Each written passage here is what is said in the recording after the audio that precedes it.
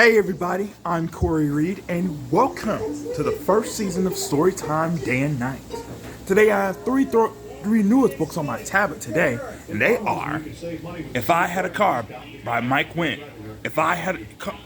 Henry Burt Mind Your Manners by Mike WINN, If I Had a Car by Ted Summerfield, and Belle's Big Move by Tom Shea Zapian. Now, the first book I have been read during the first season, all the shows of Corey Reed and Storytime Day and Night and Corey's Bedtime Stories. This is my first time ever read this, and it's called Henry Burt Mind Your Manners. This is a story about a boy who had his manners were bad until he behaves because he has to mind his own. So, let's get started with reading. Henry Burt, Mind Your Manners, written and illustrated by Mike WINN. Henry Burt was an average kid who enjoyed the usual things, like baseball and trucks and building forts and, of course, swinging on swings. He lived in a house, had a mom and dad, a dog, and a brother named Dave. One thing Henry also had was manners that wouldn't behave.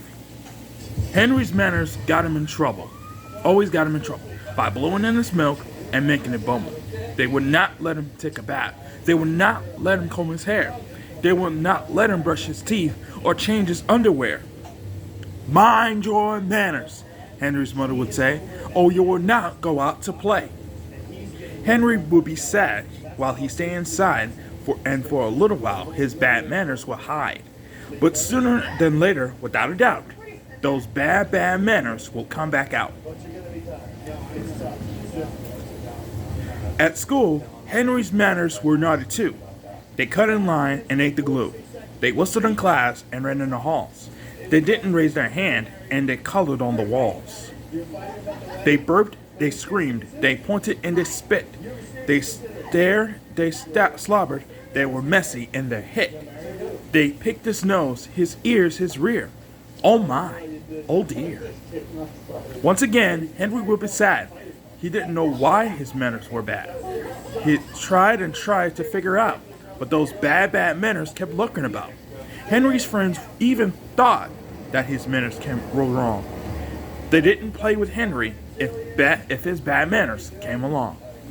Mind your manners, Miss Liston, Henry's teacher would say, or you will not go out to play. One day at recess, as Henry sat inside, along came Mike the janitor, and Henry wanted to hide. Well, Mr. Burt, I thought I'd find you here.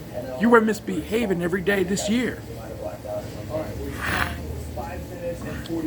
Henry looked down. Then he tried to be brave. It's not me. It's my manners. They just won't seem to behave. Oh, said Mike the janitor. I know what the problem might be. You seem to think you and your manners are separate, I see. Well, my little friend, here's what you gotta do. Take control of those manners before they take control of you. I'll leave you with your manners now, Henry. I think you will agree.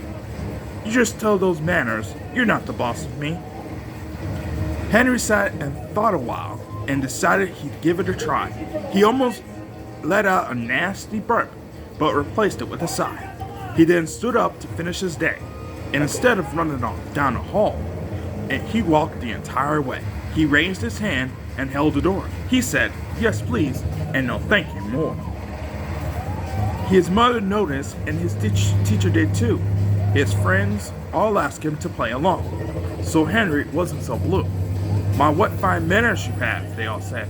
Thank you very much, Henry would say, turning red.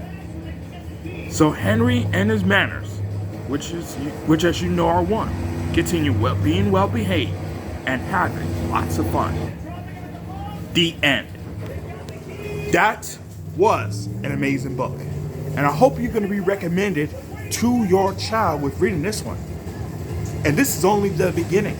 And when we come back, I'd like to read the second book, If I Had a Car, and later a recap for the Today's Show, when the first season of Storytime Day and Night continues after this brief break. Right, don't go nowhere. We'll be right back.